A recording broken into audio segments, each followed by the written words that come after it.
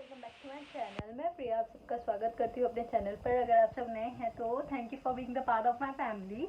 तो जल्दी जल्दी से मैं आपसे बात करती हूँ, जल्दी जल्दी से इंट्रोडक्शन मैं शूट कर रही हूँ क्योंकि मुझे जाना है आज ट्रेड फेयर में, जो इंटरनेशनल ट्रेड फेयर लगा हुआ है प्रगति मैदान पे। आज मैं और मेरी मॉम वहाँ पे जा रहे हैं और मैं तैयार हो चुकी हूँ, सिंपल ही जा रही हूँ।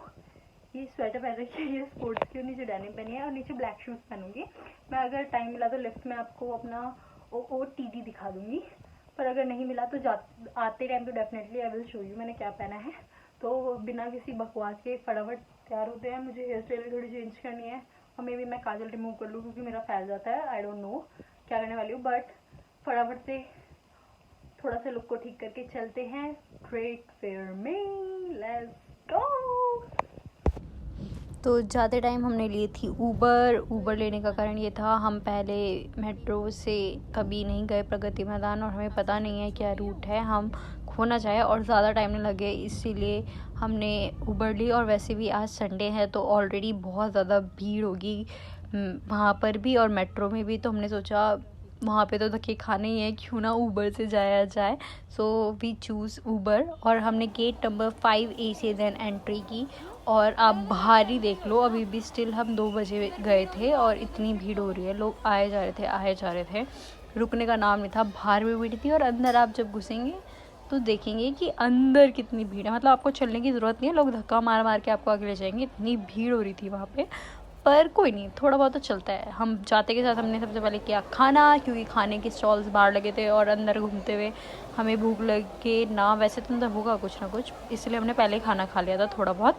फिर हम घुसते के साथ हमें मिले थाईलैंड के स्टॉल्स, जहाँ पे बहुत सारे डिफरेंट वेराइटीज़ के चीज़ें लगी हुई थी। देखो स्टॉल ना थाईलैंड के और अफ़गानिस्तान, एक तो कंट्री वाइज लगे थे और स्टेट वाइज लगे थे। तो कंट्री वाइज में सबसे पहले हमें मिला थाईलैंड, जहाँ पे सूटों की दुकान थी, ज्वेलरीज़ की दुकान थी, मतलब ज्वेलरी की दुकान नहीं, बहुत सारी दुकान थी, सिमिलर काइंड की अलग अलग दुकान थी, पर अलग अलग ट्रेडर्स होंगे तो उनके अलग अलग स्टॉल्स लगे हुए थे।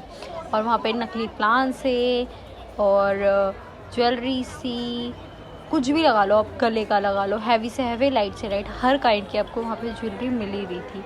ये पूरी लाइन जितनी आप देख रहे हो सारी ज्वेलरी के स्टॉल से भरी हुई है। सब जगह देखो, इधर भी और उस तरफ भी ज्वेलरीज ही लगी हुई थी।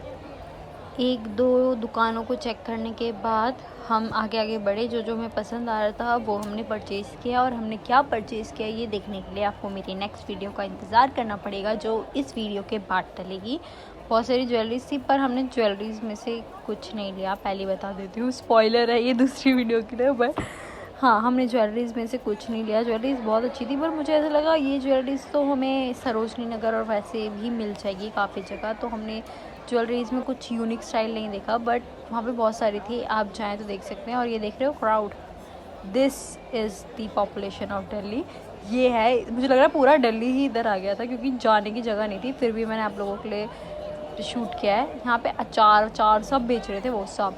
और ये ना दुबई का एक वो लगा हुआ था मेकअप प्रोडक्ट का, और ये थी सूट की दुकान। यहाँ पे हमने काफ़ी सारे सूट चेक किए, यहाँ पे बहुत अच्छे कलेक्शन थे सूट के। और प्राइस आप जानते हैं कितना है? You can't even believe this, 25 30 हज़ार की चीज़ें भी थी वहाँ पर हमने अपने बजट में रह के देखा। और this is the Dubai makeup cosmetic का कोई लगा हुआ था, और ये इतने सारे सूट है, इसमें से कुछ एक सूट मैंने पसंद किया है जो आपको नेक्स्ट वीडियो में देखने को मिलेगा। डिफरेंट वैरायटी के हैं और डिफरेंट, मतलब काफ़ी प्रिंट्स ऐसे थे जो शायद ऑलरेडी लोग पहन रहे हैं ट्रेड फेयर से पहले भी, और कुछ तो मतलब नए थे और कुछ यूनिक थे और कुछ मतलब ऑलरेडी दिल्ली में आपको मिल जाएंगे available. But suit I guess Thailand के कुछ ऐसा अलग नहीं था, पर जो अच्छे थे, लिटरली अच्छे थे, वो बहुत ज़्यादा कॉस्टली थे, जो वी कांट अफोर्ड। 30 हज़ार का एक सूट कौन खरीदेगा। देन हमने ज्वेलरीज भी काफ़ी सारी चेक करी। ज्वेलरी चेक करने के बाद हम थोड़ा आगे गए तो वहाँ पे ना होम डेकोर का और जूतियों का भी स्टॉल था, मतलब हर वैरायटी की चीज़ें वहाँ पे मिल जाएगी, डेकोर, क्लोथिंग और मेकअप, हर तरीके की चीज़ें मतलब मौजूद थी वहाँ पर, स्कर्ट थी। मैंने काफ़ी चीज़ें वहाँ पे देखी, काफ़ी चीज़ें पसंद भी आई, काफ़ी चीज़ें ऐसा लगा कि हाँ दिल्ली में अवेलेबल है, तो आपको ख़रीदने की स्पेशली ट्रेड फेयर से नहीं ज़रूरत है। जो मैंने चीज़ मोस्टली नोटिस की ना, काफ़ी चीज़ें दिल्ली की वहाँ पे अवेलेबल थी, बट उसका कॉस्ट बहुत ज़्यादा हाई था। देखो तुम कभी किसी और जगह जाते हो लाइक ट्रेड फेयर ऐसी कोई या दिल्ली हाट, तुम्हें ना वो सेम चीज़ें ना बाहर भी मिल जाएगी, बट दिल्ली ट्रेड फेयर और ये दिल्ली हाट वगैरह में जो ये हाई क्लास लोग हैं, जहाँ पे लोग टूरिस्ट वगैरह विज़िट करने आते हैं, यहाँ पे चीज़ों का ना दाम थोड़ा हाई होता है कंपेयर टू अदर। लाइक देखो यहाँ पे ना लोग दवाइयाँ भी, पुड़िया भी बेच रहे थे, कुर्ती भी थी, चिकनकारी कुर्तियाँ कितनी मिलती है सरोजनी नगर में, कितनी सारी मिलती है, बट स्टिल वहाँ पे मिल रही थी, और कोई भी चिकनकारी कुर्ती 900 से कम नहीं थी, जबकि सरोजनी में उससे ज़्यादा सस्ती आ जाएगी। तो मैंने ना मोस्टली वो चीज़ उठाई है उधर से जो जैसे कि सरोजनी नगर में अवेलेबल नहीं होगी, जैसे कि ये बैग हो गए, और काफ़ी सारी चीज़ें थी जो आपको आगे देखने को मिलेगी।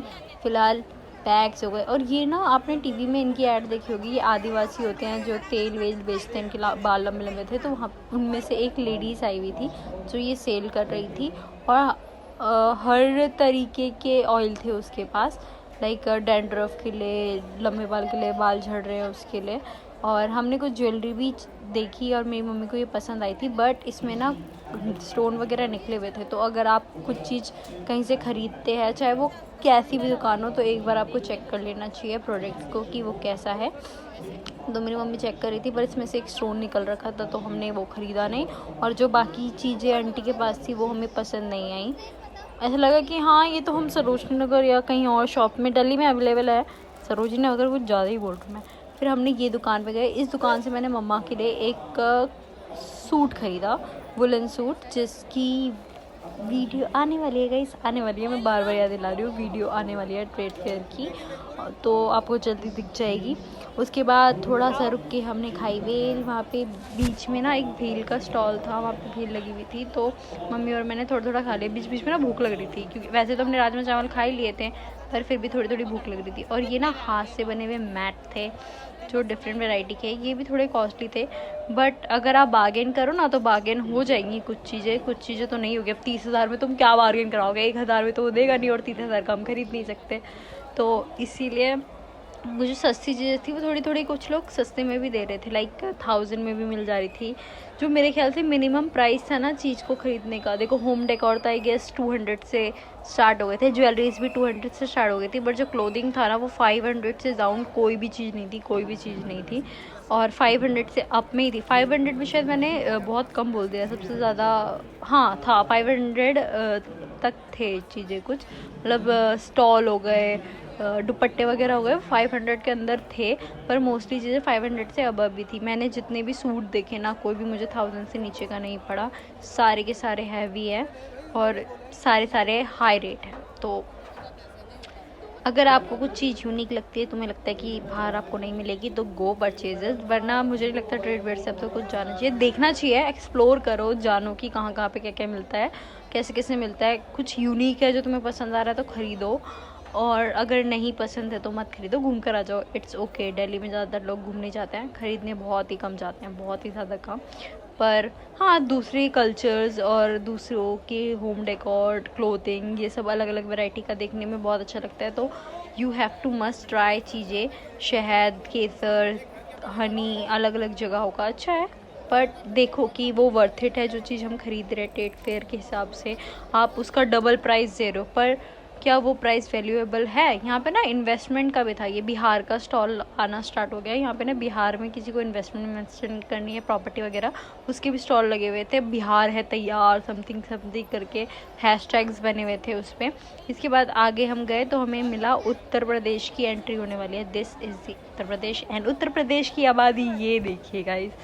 यहाँ पे भी सेम ही चीज़ें थी, बस अलग अलग स्टेटों का नाम दे रखा था, सूट था, डेकोर था, और मतलब मुझे ऐसा लगा कि अफ़गानिस्तान और थाईलैंड में ना डेकोर का सामान बहुत मिला है, और सूट का भी। और ये है तांबे की, पीतल बोलते हैं, तांबा बोलते हैं, आई डोंट नो, उनकी मूर्तियाँ बनी हुई थी, बड़ी प्यारी लग रही थी, तो मेरे को लगा मुझे ये लेनी चाहिए। इसके बाद ये थोड़ी सी जगह थी, तो ये क्या था ना, एक हल्का सा शो ऑफ था, मतलब दिखाने के लिए कि ये चीज़ें अवेलेबल है उत्तर प्रदेश की, वो था। और ये उत्तर प्रदेश का राम मंदिर बना रखा है जो बड़ा प्यारा लग रहा है। हम एक ही हॉल घूमे और हम बाहर आ गए क्योंकि 6 बज गए थे इसको घूमने में ही, क्योंकि हमने परचेज भी किया तो टाइम भी लग गया। और बाहर जाते ही हमने देखा कि फाउंटेन शो हो रहा है। मैं माउंटेन शो बोलने वाली थी, फाउंटेन शो हो रहा है, और जिसको देखने के लिए बहुत सारी क्राउड वहाँ पे लगी हुई है। सोचो इतनी क्राउड बाहर है और इससे डबल क्राउड अंदर है। और अभी तो हम फूड कोर्ट जाएंगे तो आपको पता चलेगा कि एक्चुअली में दिल्ली की सारी जनता रियल में ही प्रगति मैदान में आ गई है। तो हम थोड़ा सा आगे बढ़े तो ना फूड के लिए ना बाहर बना रखा था उन्होंने। एक तो एक घर जैसे बने हुए थे, उसमें अलग अलग स्टेट्स के नेम लिख के उसके अंदर उसकी वैरायटी मिल रही थी। जैसे दाल बाड़ी राजस्थान का हो गया, मुझे ज़्यादा किसी स्टेट का फूड नहीं पता, बट ऐसे मिल रहा था। और कुछ ना ऐसे स्टॉल्स लगे हुए थे, इसमें आपको हर चीज़ मिल जाएगी। डोमिनोज, डोसा, वाओ मोमोज, मतलब ब्रांड्स के भी और लोकल स्टोर के भी। तो हमने लिया था सबसे पहले डोसा, और ये लिटरली बहुत टेस्टी था, इसीलिए इसकी लाइन बहुत बड़ी थी। पहले मुझे लगा इतनी भीड़ की हो रही है, बट देन आई रियलाइज कि एक्चुअली में ये टेस्टी है, इसलिए। फिर हमने खाई चाउमीन। चाउमीन में थोड़ा सा मुझे नमक ज़्यादा लगा, और ये सब खाने के बाद हम वापस चल दिए क्योंकि हम थक गए थे। हमने अपनी शॉपिंग कर ली थी, बाहर आए, बाहर ऑटो नहीं मिल रहा था। फिर मैंने ऊबर कैब की, ऊबर कैब में बहुत पैसे लगे, बट वो भी आने में बार बार रिजेक्ट हो रही थी। हम मोर देन 30 मिनट रुके थे वहाँ पर बाहर, और हमें ना ऑटो वाले चलने को तैयार हो रहे, ना कैब चलने को तैयार हो रही। फिर हमने ऊबर करी, बड़ी मुश्किल से आधे घंटे बाद एक कैब हुई, और वो अंकल बड़े स्वीट थे, उन्होंने ढूंढा, मुझे इतने क्राउड में मिल गए।